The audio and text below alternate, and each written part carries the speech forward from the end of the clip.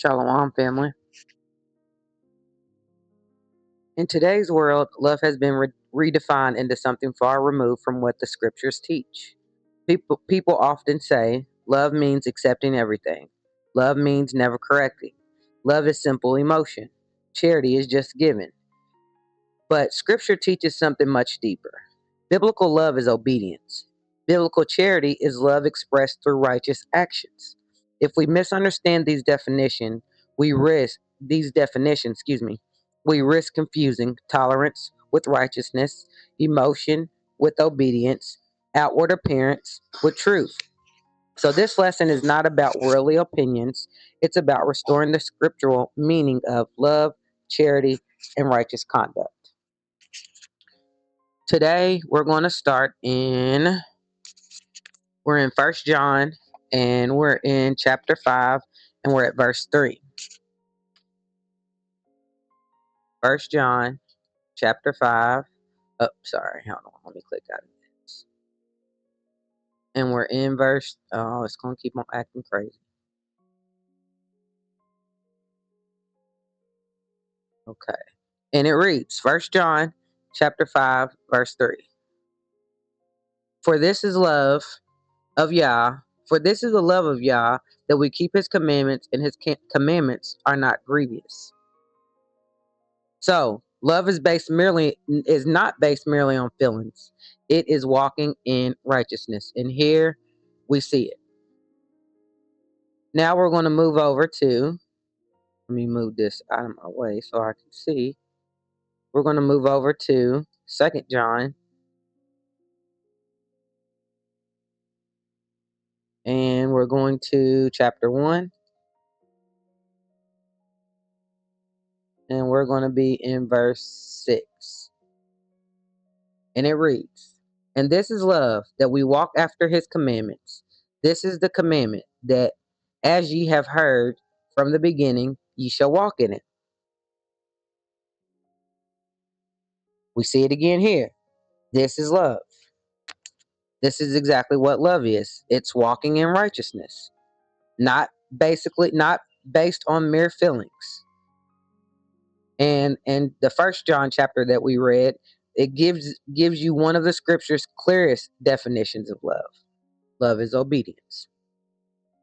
All right, so now let's look in the scriptures for charity, because the world often reduces charity to financial giving, but biblical charity is much greater. All right, here we're going to Colossians 3 and 14. And it reads, And above all things, put on charity, which is the bound of perfectness. All right, let's see what this word right here is. Of course, we're in the New Testament, so it's Greek. That is affection or benevolence, specifically a love feast of charity, dear love. Theirs, affection, goodwill, love, benevolence, brotherly love feast. Okay. Charity is something to put on, and we see here. And some of the examples of things that the way you can put charity on is your daily conduct, righteous behavior, sacrificial living. Those are all things that you can do to put on charity. Now we're going to 1 Corinthians.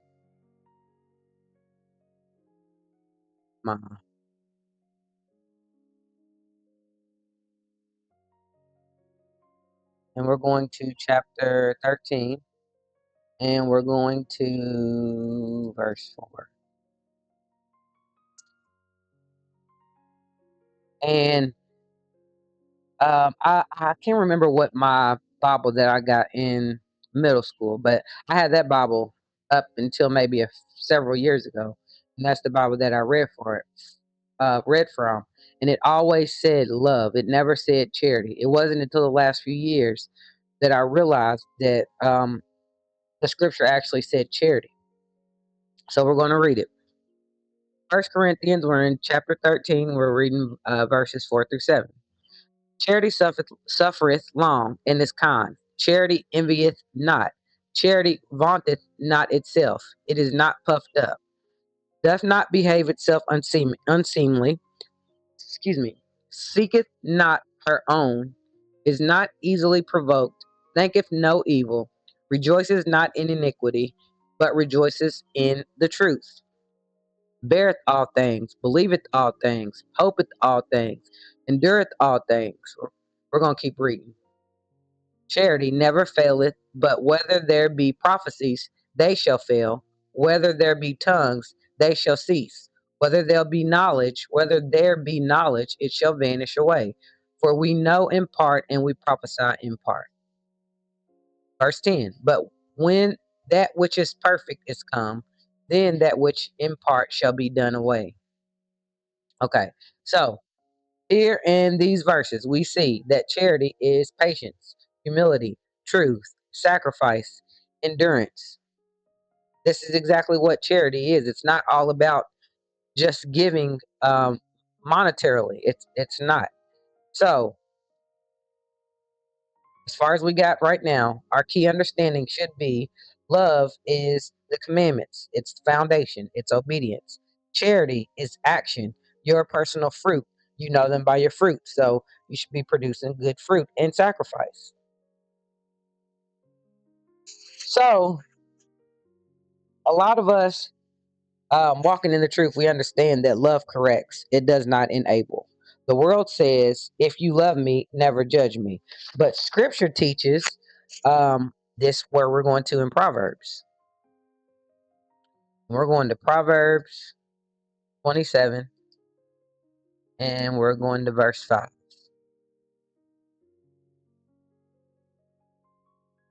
And it reads, open rebuke. Well, what is rebuke? Let's see what this word is.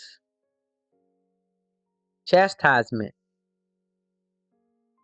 Okay. Reproved, rebuke, correction, reproof, punishment, chastisement, argument, reproof. So, open rebuke is better than secret love.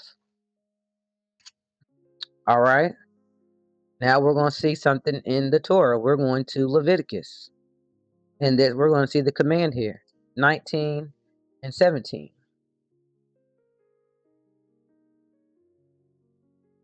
And it reads, thou shalt not hate thy brother in thy heart. Thou shalt in any wise rebuke. Let's see what this is going to be a Hebrew word. To be right, that is correct. Okay, so prove, decide, judge, rebuke, reprove, correct, be right. Okay, so let's read it again. Verse 17, we're going to start off from the beginning. Thou shalt not hate thy brother in thine heart. Thou shalt anywise rebuke thy neighbor and not suffer sin upon them. So let's see what these asterisks are. Surely reprove, bear sins because of him. So correction, as we see here, correction is love. Allowing sin unchecked is not. So think of your children. If you don't teach them right, and then, well, when you teach them right and they do wrong, good parents correct them to let them know, hey, you messed up. You don't correct them and you enable them, they turn out worse. So now we're going to move on to love does not rejoice in sin. And we're going to find this in 1 Corinthians 13 and 6. And it reads, rejoice not in iniquity, but rejoice in truth. So this destroys the modern false doctrine that love means unconditional approval. Instead, love upholds truth. Charity operates in righteousness. You'll see this all through the scriptures. And of course, y'all created us all. Jew, Gentile, however you want to say it. He created everybody on earth. So of course he's going to tell you what he created love to be. So love requires action. And we're going to find this where the first place we're going to go is 1 John 3:18. And it reads, "My little children, let us not love in the world, neither in tongue, but in deed and in truth." Okay, what's this word deed? Let's see. Primary word to work, toil, by implication an act, deed doing labor work, affairs, business, employment, that which anyone is occupied. Okay, so it's exactly what we thought it was. Love must be practiced, developed, demonstrated, and lived. So now I want to show you guys how discipline is an expression of love. We might think discipline, because it makes you feel some kind of way. It doesn't feel good, but we're going to Hebrews, and we're going to 12, and we're going to verse 6. And it reads, "For whom Yahweh loveth, he chasteneth, and scourges every son whom he receiveth." So you see here, if correction is absent, biblical love is absent.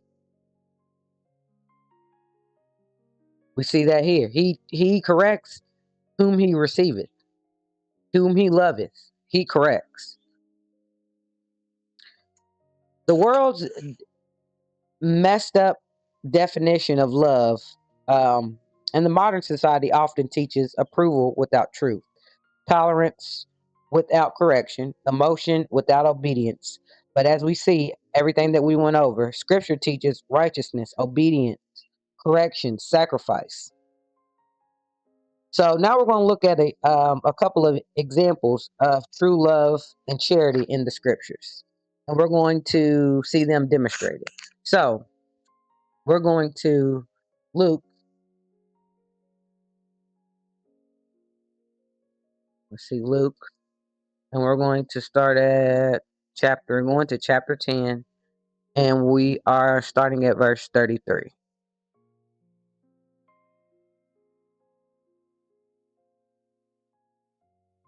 All right.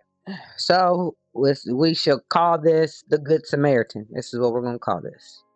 But in it, Luke chapter 10, verse 33. "But a certain Samaritan, as he journeyed, came where he was, and when he saw him, he had compassion on him, and went to him and bound up his wounds, pouring in oil and wine, and set him on his own beast, and brought him to an inn, and took care of him. And on the morrow, when he departed, he took out 2 pence, and gave them to the host, and said unto him, Take care of him, and whatsoever thou spendest more, when I come again, I will repay thee." Okay. 36. "Which of these three thinkest thou was neighbor unto him that fell among the thieves?" Verse 37. "And he said, He that showed mercy on him. Then said Yahushua unto him, Go and do thou likewise." So we see in this story here, he treated his wounds, transported the injured, paid expenses, ensured continued care. This shows love acts, charity sacrifices. All right, now we're going to 1 Samuel 18, and we're going to start at verse 1. "And it came to pass, when he had made an end of speaking unto Saul, that the soul of Jonathan was knit with the soul of David, and Jonathan loved him as his own soul." Okay, let's see what this word love is here. To have affection for. Okay. Verse 2. "And Saul took him that day, and would let him go no more home to his father's house. Then Jonathan and David made a covenant, because he loved him as his own soul. And Jonathan stripped himself of the robe that was upon him, and gave it to David, and his garment, even to his sword, and to his bow, and his girdle. And David went out whither Saul sent him, and behaved himself wisely. And Saul set him over the men of war, and he accepted in the sight of all people, and also in the sight of Saul's servants.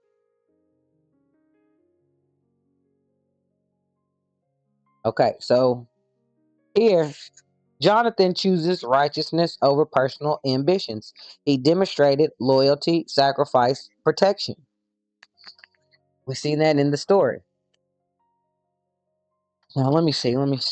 And okay, now we're gonna look at we're gonna go to John 15. And we're gonna look at the Messiah sacrifice. I'm going to John 15 and 13.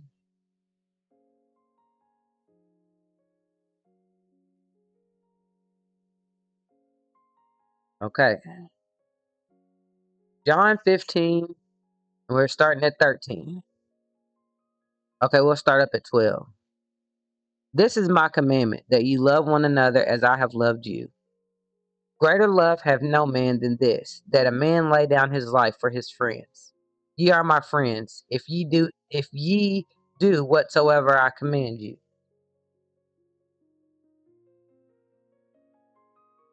So we see here, even though Yahweh Shah is telling them this is what, without telling them that this is what he's about to do. He's about to lay his life down for his friends, and he's telling them that there's no greater love than this. So again, this is the highest scriptural model: obedience, sacrifice, charity, and perfection. Even though we're not actually reading the story of how he did it or whatever, we all know that he did. But this is what he told them before he did it, before he laid his life down. So now we're going to look at some examples of false love or lack of charity in the scripture, so we can get a parallel. Or, well, not a parallel. We can see um, true love and false love. So we're going to First Samuel. We're going to chapter 2, and we're starting at 22.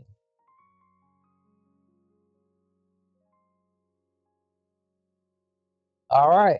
Now Eli was very old, and heard all that his sons did unto all Israel, and how they lay with the women that assembled at the door of the tabernacles of the congregation. And he said unto them, why do ye such things? For I hear of your evil dealings by all this people. Nay, my sons, for it is no good report that I hear ye make the Lord's people to transgress. If one man sins against another, the judge shall judge him. But if a man sins against Yahweh, who shall entreat for him? Notwithstanding, that they hearken not unto the voice of their father, because Yahweh would slay them. So here we see they are refusing the correction from their father. This is not love. All right, we're going to move to Luke.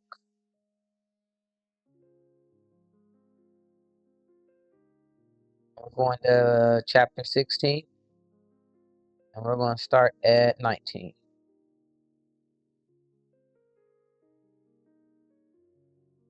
All right, now this is the story of the rich man and Lazarus. And it reads, for at verse 19, there was a certain rich man which was clothed in purple and fine linen, and, and fared sumptuously every day. And there was a certain beggar named Lazarus, which was laid at his gate, full of sores, and desiring to be fed with crumbs which fell from the rich man's table. Moreover, the dogs came and licked his sores. And it came to pass that the beggar died and was carried by the angels into Abraham's bosom. The rich man also died and was buried. And in hell, let's see what this is. Okay, so this says Hades. We know it to be the grave. Where was we at? And it, okay. Oh, verse 20. and seeth Abraham afar off, and Lazarus in his bosom. And he cried and said, Father Abraham, have mercy on me, and send Lazarus, that he may dip the tip of his finger in water and cool my tongue, for I am tormented in this flame. We see while the rich man was living, he had everything. Now he needs something from the poor man, because he sees the poor man received a great, um, he received the promises from Yahweh. And now he wants something from the rich man. I mean, the poor man.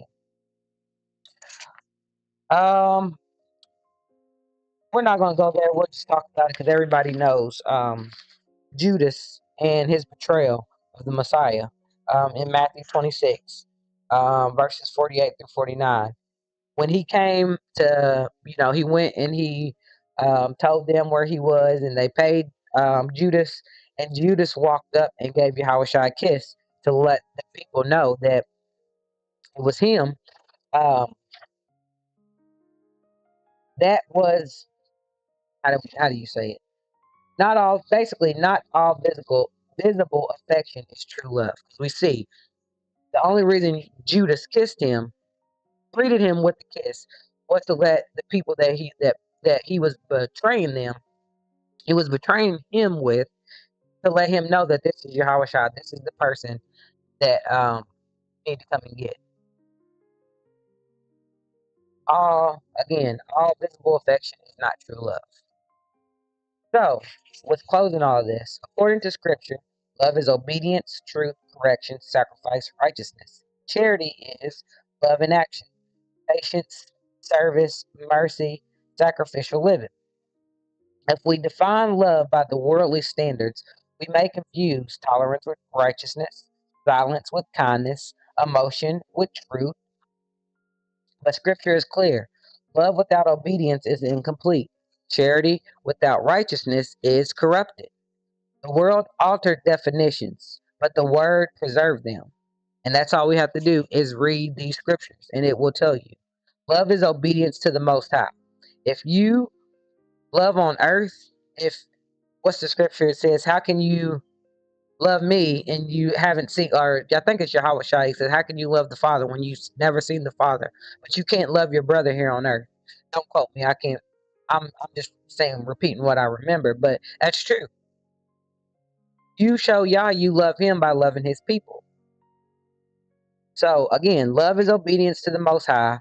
Charity is that love made visible through righteous actions. So let us no longer define love by emotion or culture, but by Scripture, because only then can we truly understand what love really means. And with this, family, I'm going to say Shalom.